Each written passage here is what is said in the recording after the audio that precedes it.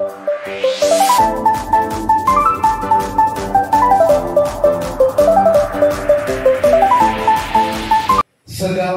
puji dan syukur kami naikkan kembali kepadamu ya Tuhan.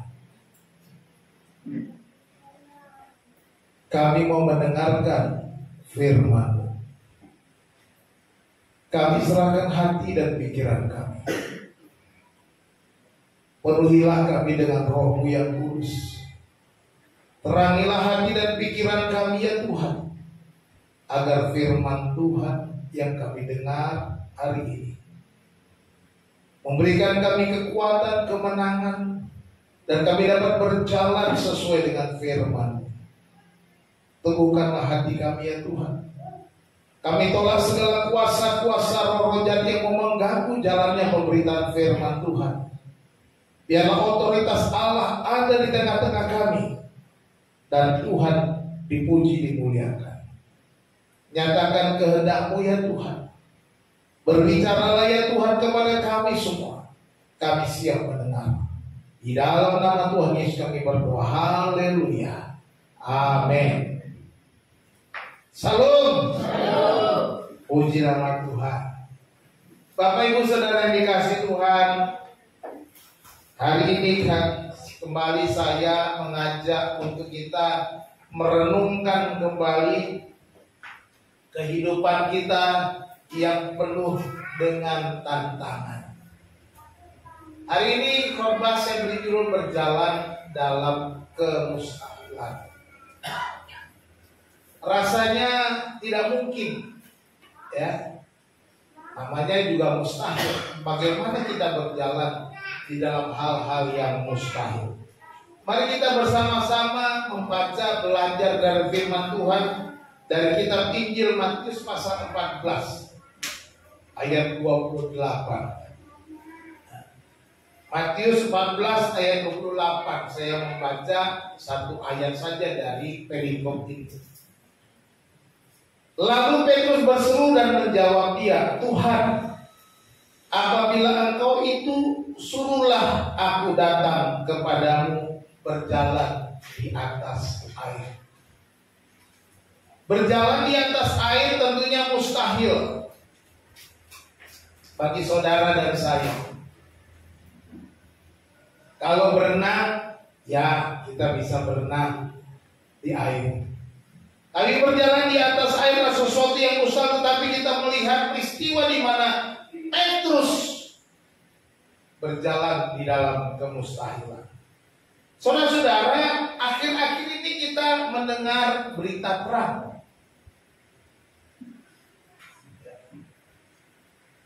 Kalau kita melihat di sana ada berita dari Detik Finance, judulnya ngeri dampak perang Iran Israel bikin ekonomi dunia ketar ketir. Kebaca gak ya? Sorry. Lalu judul kedua, pecah perang Iran versus Israel picu perang dunia ketiga. Mengapa saya mengajak kita berpikir tentang perang ini? Mengapa saya mengangkat topik perangan yang sedang terjadi? Karena Yesus berkata akan terdengar deru perang di mana-mana, dan itu bukan tanda, tapi itu baru permulaan tanda kedatangan. Dengan kata lain juga kita perang berarti ada masalah dengan dunia ini. Apalagi dengan keadaan ekonomi dunia. Saya mendengar berita beberapa hari lalu atau membaca berita ketika Israel menyerang Iran, harga minyak dunia naik. Nanti siap-siap beli bensin, harganya mulai naik. Kira-kira gitu. Akan terasa dampaknya bagi kita.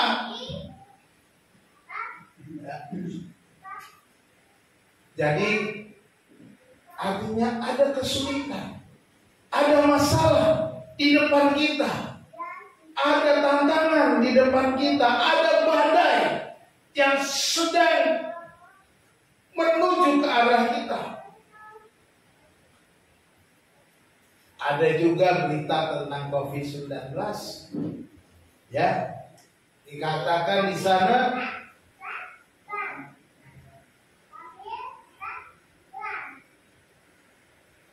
situasi COVID di DKI Jakarta, warga diimbau tetap waspada. Diceritakan bahwa kita perlu waspada. Ada perang, ada COVID. Karena baru saja kita menikmati COVID, tiba-tiba datang lagi. Ya.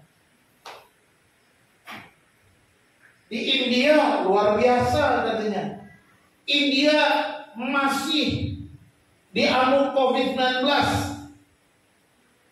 Luar biasa. Singapura, tetangga dekat kita, juga diamuk COVID. Saya mau katakan bahwa di hadapan kita sekarang ada banyak tantangan. Badai sedang datang. Bagaimana kita bisa berjalan di tengah-tengah badai, di tengah-tengah kemustahilan, di tengah-tengah persoalan ketika semua itu datang di dalam hidup kita? Ketika kita mulai susah cari uang. Badai COVID itu luar biasa waktu yang lalu. Yang saya rasakan dampaknya di dunia pendidikan luar biasa. Apalagi dunia pendidikan yang masih level PAUD seperti ini yang saya jalankan. Kalau level PAUD orang nggak sekolah nggak apa-apa, tapi kalau SD, SMP, SMA mereka tetap sekolah, tetap bayar. Kalau TK ya daripada bayar, ngajarin sendiri mendingan nggak usah sekolah. Dampaknya luar biasa. Dengan kata lain, dunia kita tidak baik-baik saja. Sekarang apa tindakan kita? Bagaimana kita menghadapinya di tengah-tengah ekonomi dunia yang mulai gonjang-ganjing ini? Inilah badai yang harus kita hadapi. Bacaan kita hari ini kita melihat bahwa Petrus berkata, "Suruhlah aku datang kepadamu, berjalan di atas air." Dalam konteksnya di sini dikatakan Yesus meminta para murid mendahului mereka menyeberangi danau. Bahkan dikatakan di sana Yesus memerintahkan murid-muridnya, diperintahkan untuk menyeberang. Kemudian setelah itu Yesus berdoa. Murid-muridnya disuruh menyeberang, dia berdoa sendirian, lalu kemudian perahu para murid itu diombang-ambingkan angin sakal. Ini yang terjadi. Kita juga mungkin sudah mengikuti Yesus sekian lama, tapi tiba-tiba banyak angin sakal yang kita hadapi. Perahu kita mulai oleng. Perahu kita mulai kemasukan air. Perahu kita mulai tidak aman. Kita merasa sudah berada di dalam bahaya, diombang-ambingkan. Dan pada jam 3 pagi, Yesus datang berjalan di atas air. Ketika Yesus berjalan di atas air, bagi para murid ini sesuatu yang aneh. Ada sosok berjalan di atas air, lalu mereka berteriak-teriak, "Hantu, hantu, hantu, ada hantu." Ya, saya kira normal. Karena bagi mereka tidak ada orang yang bisa berjalan di atas air. Bagaimana mungkin ada sosok manusia berjalan di atas air? Itu sebabnya mereka berteriak-teriak, "Hantu, itu hantu." Tapi Yesus berkata, "Tenanglah, aku ini, jangan takut." Di dalam ayat yang 27. Dan Petrus berkata dalam ayat 20, "Tuhan, jikalau Engkau itu, suruhlah aku berjalan di atas air." Inilah yang disebut berjalan di dalam kemustahilan. Lalu Yesus berkata, datanglah. Maka Petrus turun dari perahu dan berjalan di atas air mendapatkan Yesus. Saudara-saudara dikasih Tuhan, siapapun kita yang percaya di dalam nama Yesus, kita akan dapat berjalan di dalam kemustahilan. Kita dapat berjalan di tengah-tengah badai. Kita dapat berjalan di tengah-tengah persoalan-persoalan yang begitu berat yang menghadapi kita. Dan kita mampu kalau kita mau, ya kan? Tapi bagaimanakah kita bisa berjalan di atas air, berjalan di dalam kemustahilan? Ada 3 kunci mujizat berjalan di dalam kemustahilan. Nah, yang pertama, berserulah kepada Tuhan. Ya. Di sana dicatat, lalu berserulah Petrus. Dia berseru kepada Tuhan. Dia ketika mendengar suara Tuhan, dia berseru kepada Tuhan. Dia berteriak kepada Tuhan. Dia berbicara kepada Tuhan. Tuhan, suruhlah aku berjalan di atas air. Jadi saudaraku dikasih Tuhan, Petrus di dalam keadaan ketakutan dan menghadapi badai, dia berseru kepada Tuhan. Ketika kita menghadapi masalah, persoalan, tantangan, apapun itu, berserulah kepada Tuhan. Ketika kita sedang dalam keadaan tertekan, berserulah kepada Tuhan. Fokus atau dengarkan suara Tuhan.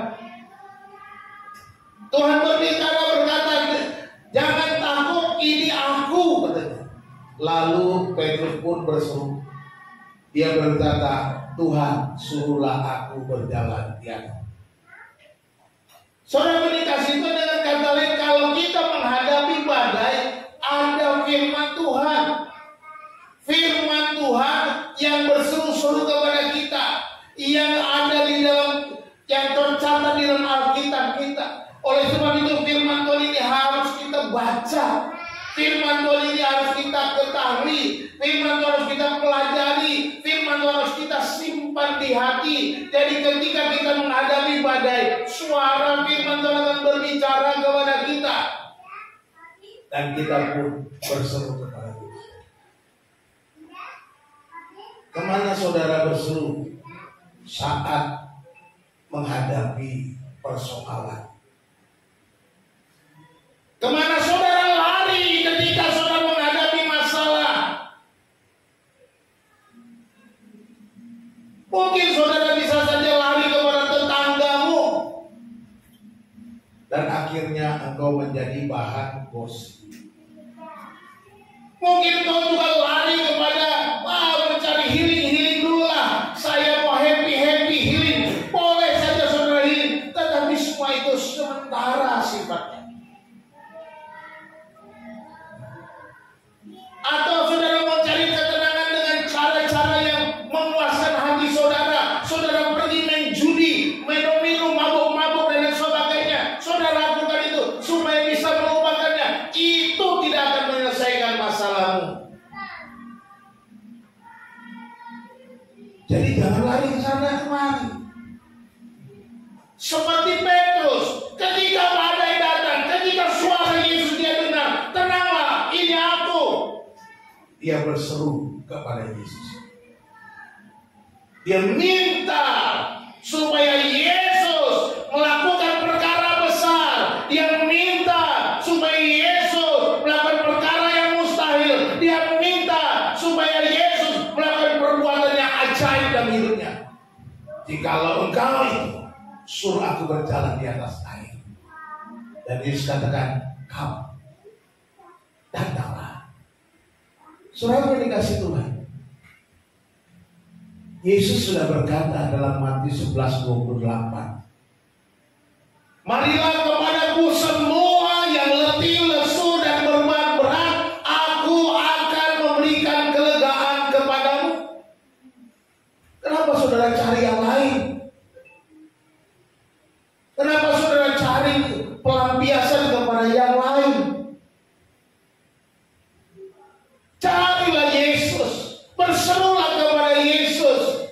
jangan kepada yang lain. Ini yang dilakukan oleh Yesus. Jadi kalau kita mau berjalan dalam kemustahilan, maka kita harus berseru kepada Tuhan, minta Tuhan menolong.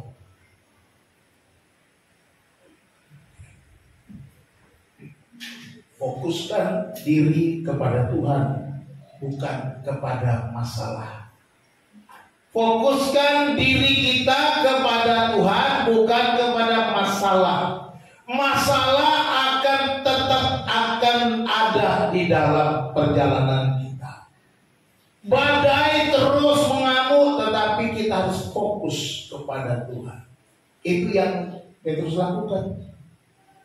Badai masih ada, tapi dia nekat dengan berkata, suruh aku berjalan di atas. Padahal badai belum reda. Seharusnya dia berkata, Tuhan, redakan badai ini. Dan itu yang harusnya dilakukan. Tapi Petrus justru berkata, suruhlah aku berjalan di tengah-tengah badai, di atas air. Artinya berjalan dengan kemustahilan. Pertanyaan saya, apakah yang menjadi fokus saudara? Saat ini apa yang menjadi fokus saudara di dalam kehidupan saudara? Coba saudara pikir kembali. Ketika saudara fokus dengan masalah, apakah bisa menyelesaikan? Tidak. Tapi mulailah belajar untuk fokus kepada Yesus. Berserulah kepada Yesus. Firman Tuhan bilang dalam Mazmur 18 ayat 7. Pemazmur bilang ini, ketika aku dalam kesesakan, ketika aku dalam kesesakan, aku berseru kepada Tuhan, kepada Allahku aku berteriak minta tolong. Ia mendengarkan suaraku dari baiknya. Teriakku minta tolong kepadanya sampai ke telinganya. Saya mau katakan, kenapa Bu? Bacaan kita hari ini. Ya. Bacaan kita hari ini Mas Menteri. Bacaan kita hari ini. Iya, bagus ya. Mazmur 18 ayat yang ke-7. Kalau di tabnya apa di HP itu ayat yang ke-6. Ada jaminan bahwa Tuhan mendengar. Ketika kita berseru kepada Tuhan, ketika kita berteriak minta tolong, Mazmur berkata, Ia mendengar suaraku dari baiknya. Teriakku minta tolong kepadanya sampai ke telinganya. Tapi ada bagian yang firman Tuhan. Tetapi yang menjadi pemisah antara engkau dan aku, sehingga ia tidak mendengar, ialah segala dosa. Jadi harus selesaikan dosa. Selesaikan dosamu, minta ampun sama Tuhan, supaya doamu itu terdengar. Tangan Tuhan tidak kurang panjang untuk menolong, telinga Tuhan tidak kurang tajam untuk mendengar. Tetapi yang menjadi pemisah antara engkau dan Allahmu ialah segala dosamu. Dia mendengar. Dia tidak mau peduli kepadamu karena dosamu belum diselesaikan. Selesaikan dosamu.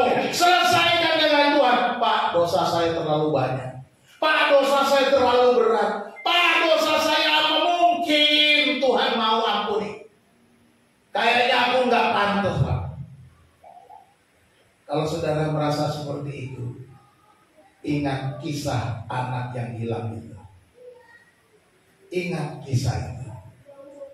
Anak yang hilang, si bungsu yang pergi meninggalkan ayahnya, mengambil bagian harta warisannya, kemudian hidup dalam dosa berfoya-foya dan semua kedagingan keduniawian dilakukan. Tetapi ketika dia berpikir, di rumah bapakku, hamba-hamba bapakku makan enak, lebih baik aku pulang ke rumah bapakku menjadi hamba saja. Tetapi ketika dia pulang ke rumah bapaknya, apakah dia dijadikan hamba, dijadikan budak? Wah, Pak, aku mau ngelamar jadi udah aja Pak. Kira-kira begitu. Makanya Bapak, aku sudah berdosa terhadap saudara, terhadap Bapak. Aku tidak layak lagi disebut anak Bapak. Aku mau jadi hamba saja. Tapi Bapak yang memeluknya, menciumnya, merangkulnya dengan erat, dan berkata kepada hamba-hambanya, ambilkan pakaian yang terbaik, berikan cincin. Dia menerima anaknya yang datang berbalik dan berkata, aku sudah berdosa terhadap surga dan terhadap Bapa.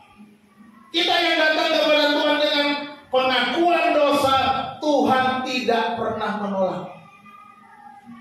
1 Yohanes 1 ayat 9. Jika kita mengaku dosa kita, maka Ia adalah setia dan adil, sehingga Ia akan mengampuni segala dosa kita dan mensucikan kita dari segala kejahatan.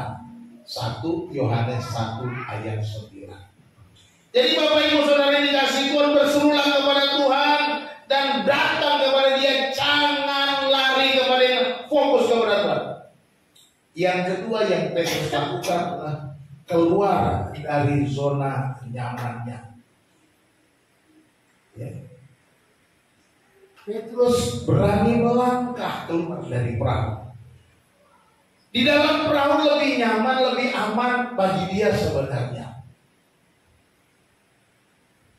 Resiko tenggelam tidak ada karena masih ada di dalam perahu, sekalipun masih ada badai. Seperti saya katakan, dia sambil berkata, Tuhan, redakanlah badai ini. Dia tetap di dalam perahu. Tetapi Petrus memilih untuk keluar dari perahu. Ketika Yesus katakan datanglah, maka Petrus pun keluar dari perahu dan berjalan di atas air. Di sana dicatat. Alkitab mencatat Yesus keluar, Petrus keluar dari perahu dan berjalan di atas air. Saya mau kasih tahu, kalau Yesus berjalan di atas air, bisa tidak? Bisa, karena Dia Tuhan. Tapi kalau Petrus berjalan di atas air tanpa pertolongan Tuhan, tanpa kuasa Tuhan, tidak bisa, karena dia bukan Tuhan. Tapi Petrus memilih itu keluar dari zona nyaman, keluar dari dalam perahunya, keluar dari keadaan dia berada di dalam perahu yang bisa menyelamatkan dia, tetapi dia memilih berjalan, memilih untuk melangkah dalam kemustahilannya. Jadi kalau kita mau melihat cara Tuhan bekerja, melihat mujizat terjadi, harus berani melangkah, sekalipun hal itu aneh bagi orang lain, mustahil bagi orang lain. Dan mungkin kenapa kamu begitu? Bukannya kamu lebih nyaman begini-begini, kenapa begini-begitu? Mungkin orang akan mengkritik kita. Tetapi kita perlu ada tindakan untuk melangkah keluar. Ya. Apa yang menjadi zona nyaman kita? Uangkah? Seringkali uang menjadi zona nyaman bagi banyak orang. Mungkin kita juga merasakan itu, tanpa uang tidak bisa apa-apa saya. Gitu ya. Ada juga zona nyaman adalah jabatan. Jabatannya menjadi tempat empukan atau tempat yang tidak mau dia tinggalkan. Mungkin juga orang tua kita, itu zona nyaman kita. Kalau putra bertahan, tidak mau melangkah keluar, dia akan tetap putra ya. Tapi kalau dia melangkah keluar, dia akan punya pengalaman yang baru. Ya kan begitu kan, kira-kira begitu. Kalau dia Agustus nggak berangkat, ya sudah di rumah aja, siap-siap bantu abangnya ke bengkel aja. Kan gitu. Ya iya, kalau dia nggak mau berangkat kuliah, aku mau aman di rumah aja dengan bapak dengan mama. Ya udah, kalau dengan bapak dengan mama, kau pergi ke bengkel sana, bantu di bengkel sana. Gitu. ya kan? Tapi itu punya dia mungkin nggak mau keluar, maunya di kamar aja, di lantai 3, lantai 3, di atas saja, di kamar atas lebih nyaman, bisa main game, bisa sibuk menghubungi teman-temannya dengan gadgetnya, menikmati zona nyamannya. Tapi apa yang dia dapat? Gak ada apa-apa. Dia harus keluar. Teman bisa menjadi zona nyaman kita. Pekerjaan bisa jadi zona nyaman buat anak muda, pacarnya, kekasihnya, zona nyaman. Dekat pacar rasanya nyaman banget. Coba tanya Rahel.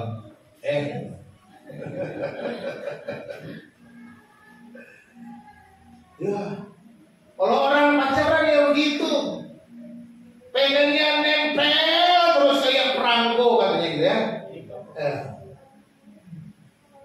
Jangan pengen dekat, lewat dari jauh aja dia udah keraku itu pacar gue. Baru kelihatan ujung rambutnya doang. Udah tahu dia. Happy udah lihat ujung rambut. Udah bahagia baru lihat ujung rambut.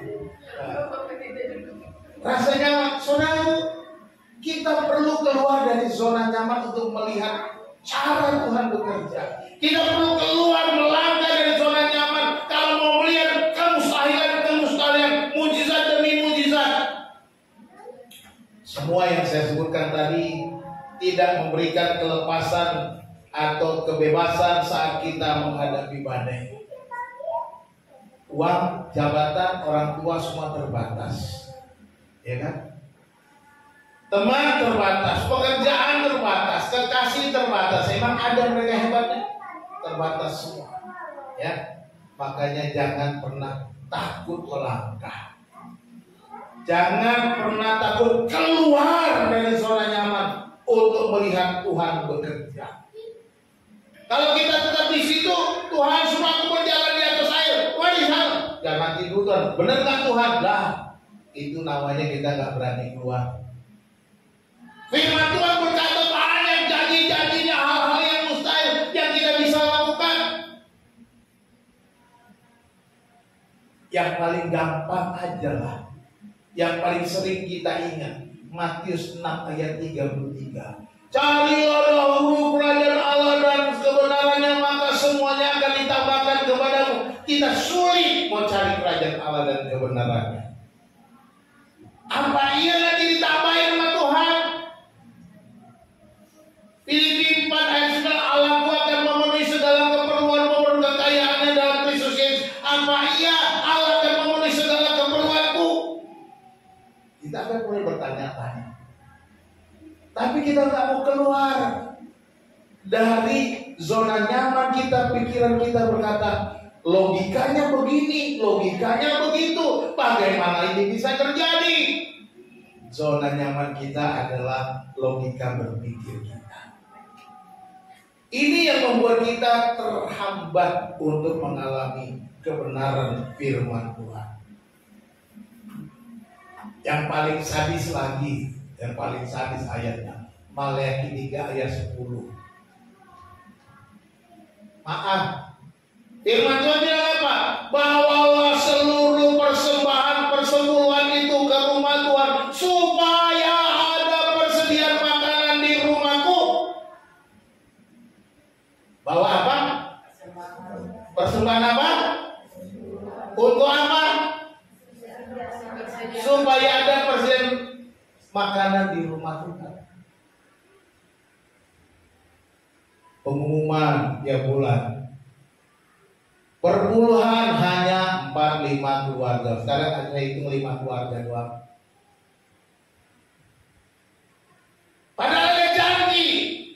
Ujilah aku, kata Tuhan. Apakah aku tidak membuka tingkat-tingkat dan mencurahkan berkat? Ada janji. Tapi kita mau janji itu tergenapi, tapi kita tidak mau taat. Kita tidak mau setia. Kita maunya diberkati, tapi tidak mau setia. Tidak mau memberi kepada Tuhan.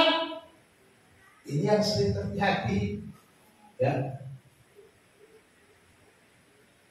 Kita ada dalam zona nyaman. Uangku ya uangku Tuhan. Yang kemarin ada cerita Rabu Gembira, ada seorang anak diberi persembahan 2 lembar, taruhlah dua-duanya 5.000. Nah, ini persembahan 5.000, yang 5.000 buat kamu jajan. Waktu dia berjalan ke sekolah minggu, ternyata duitnya 1 jatuh di jalan. Tinggallah 1 lembar 5.000-an. Sampai di sekolah minggu akan memberikan persembahan, dia bilang, Tuhan, persembahanku tadi jatuh, yang ini uang jajan. Nah, kita seringkali begitu, kita ketawa, tapi kita seringkali gitu, Tuhan, perpuluhannya itu tadi jatuh, yang ini uang jajan Tuhan. Kita seperti anak kecil. Ya, kita kalau maunya kita, itu namanya zona nyaman dengan uang kita. Mari kita mengubah zona keluar. Apa iya Tuhan akan berkati? Apa iya Tuhan menyediakan apa yang kita perlukan? Ini kita harus keluar dari zona nyaman logika berpikir kita.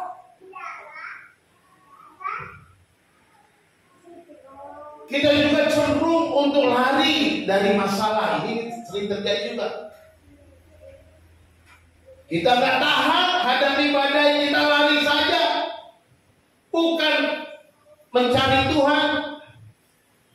Jadi kita harus hadapi masalah dengan keluar dari situasi nyaman kita untuk melihat mujizat yang lebih besar. Ini yang harus kita buat. Jangan pernah menyerah. Galatia 1 ayat 17. Ini renungan Bu Ardi juga. Dikatakan juga aku tidak pergi ke Yerusalem mendapatkan mereka yang telah menjadi rasul sebelum aku, tetapi aku berangkat ke tanah Arab dan dari situ kembali lagi ke Damsyik. Ini kisah Paulus bercerita kepada gereja di Galatia ketika dia percaya, ketika dia bertobat. Dia tinggalkan zona nyaman, dia keluar dari zona nyaman, menjadi seorang Farisi, menjadi ahli Taurat, menjadi seorang anggota Sanhedrin. Ketika Tuhan memanggilnya, dia keluar dari zona nyaman, dan ketika dia bertobat, dia tidak pergi ke Yerusalem, dia pergi ke tanah Arab. Jadi Paulus pernah belajar di tanah Arab, ya. Duluan Paulus ke tanah Arab daripada saudara kita ini. Ya. Dia pergi ke tanah Arab untuk apa? Untuk mempersiapkan diri menjadi seorang pemberita Injil. Dia keluar dari zona nyamannya. Dia tinggalkan zona nyamannya untuk menjadi ahli Taurat, seorang Sanhedrin yang terhormat. Dia memilih untuk menjadi seorang pelayan. Dia memilih untuk belajar merendahkan diri, mengenal Yesus lebih dalam. Ya, itu yang dia lakukan. Jadi ketika dia pergi ke tanah Arab, dia bukan pelesiran, tapi dia belajar. Dia menggali kembali, saya percaya dia menggali kembali kitab-kitab perjanjian lama. Siapa Yesus itu? Dia belajar.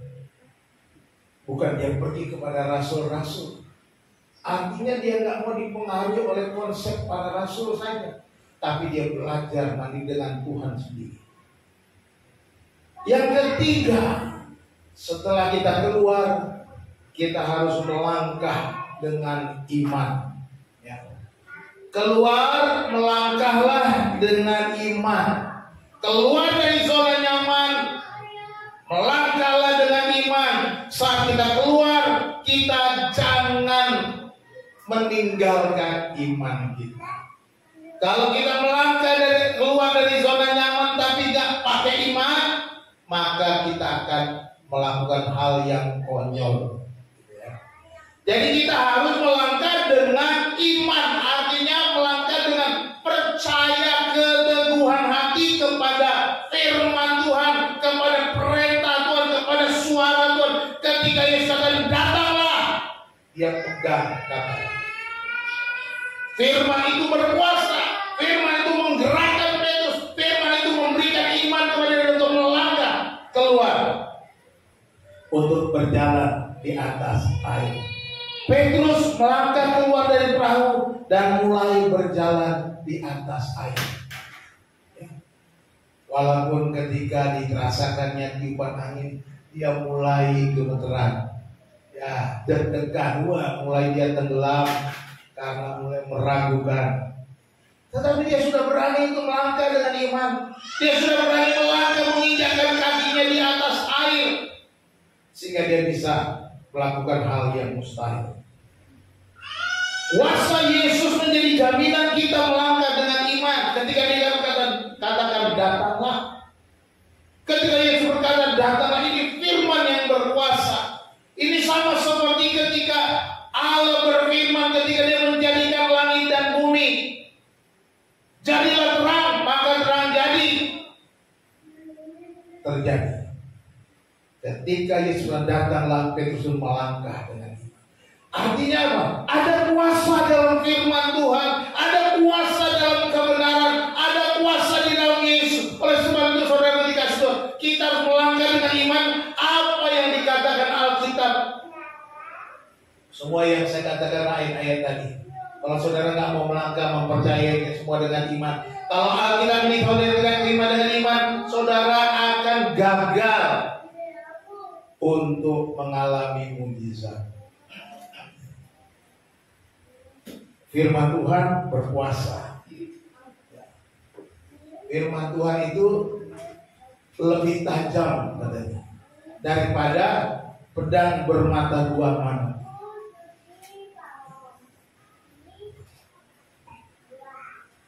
Saat melangkah dengan iman, akan banyak cobaan dan godaan akan menyerang.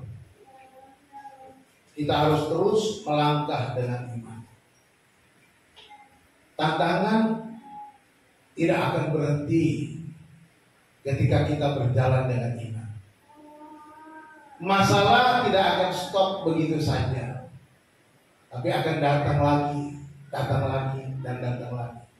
Pertanyaannya, kenapa sih Tuhan izinkan itu di dalam hidup kita? Kalau gitu, saudara coba tanya kepada guru di sekolah saudara. Bu, kenapa saya naik kelas mesti ujian? Bu, kenapa saya lulusan mesti ujian? Naikin aja kenapa sih Bu? Kan saya sudah belajar setahun langsung naik kelas aja. Bu, kan saya sudah belajar 3 tahun langsung lulus aja. Nggak usah tes-tes, langsung masuk perguruan tinggi, langsung wisuda. Enak aja. Gak bisa begitu. Dites dulu kemampuan. Demikian juga kita untuk bertumbuh secara rohani. Kita perlu ujian untuk meningkatkan level iman kita. Kita perlu ujian supaya kita melihat tangan Tuhan, karya Allah bekerja di dalam hidup kita. Justru di tengah ujian itulah kita melihat kuasa Allah bekerja. Tangan Tuhan sedang merendah suatu karya yang agung mulia. Saatnya kan tiba nanti, kulihat pelangi kasih-Nya. Amin. Tangan Tuhan sedang merendah kita, sedang rajut kita, membuat sebuah rajutan yang indah. Ketika selesai kita bilang, wow, indah sekali.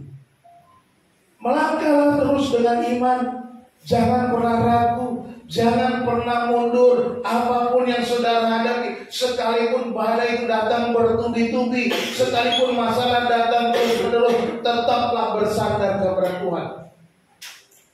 1 Petrus 5 ayat yang ke-9. Kalau ayat 8-nya bilang apa? Berjaga-jagalah Lawan musuh iblis berjalan seperti singa yang ngawal, yang dapat ditelan. Dia mencari orang yang dapat ditelan. Ayat 9, lawanlah dia dengan iman yang teguh, sebab kamu tahu bahwa semua saudaramu seluruh dunia menanggung penderitaan yang sama. Kita masih kemarin baru belajar Petrus nih kan. Udah sampai ayat berapa?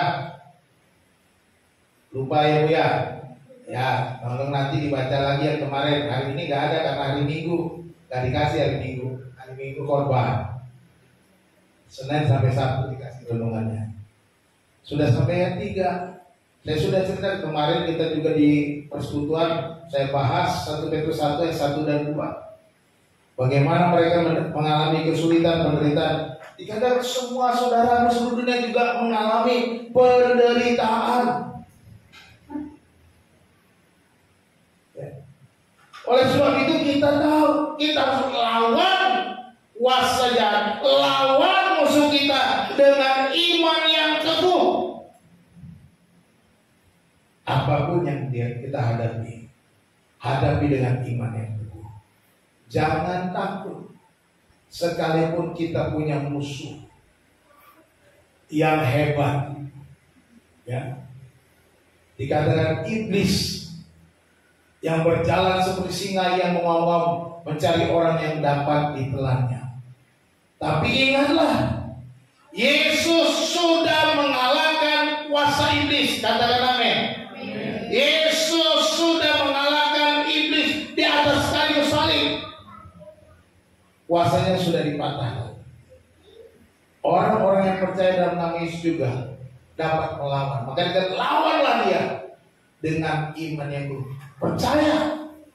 Yesus sudah mati untuk mengalahkan kuasa iblis. Dan kita harus melangkah dengan iman kita. Kesimpulan kita berjalan dalam kemustahilan. Ada 3 hal yang harus kita ingat. Yang pertama, supaya kita bisa berjalan dalam kemustahilan, kita harus berseru kepada siapa? Kepada Tuhan, jangan kepada yang lain. Jangan fokus kepada masalah. Jangan bergantung kepada hepengmu. Jangan bergantung kepada jabatanmu, kekayaanmu dan lain sebagainya.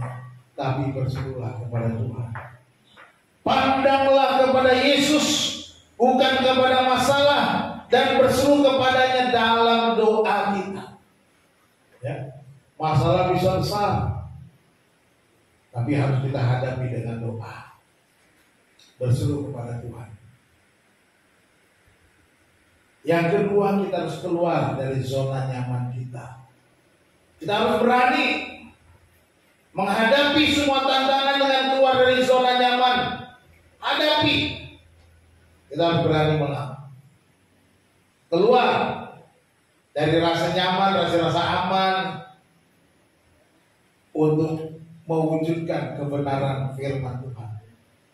Dan yang ketiga, kita harus melangkah dengan iman. Jangan bergantung kepada perasaan, tetapi bergantunglah kepada iman saudara. Yang perasaan bisa berubah-ubah.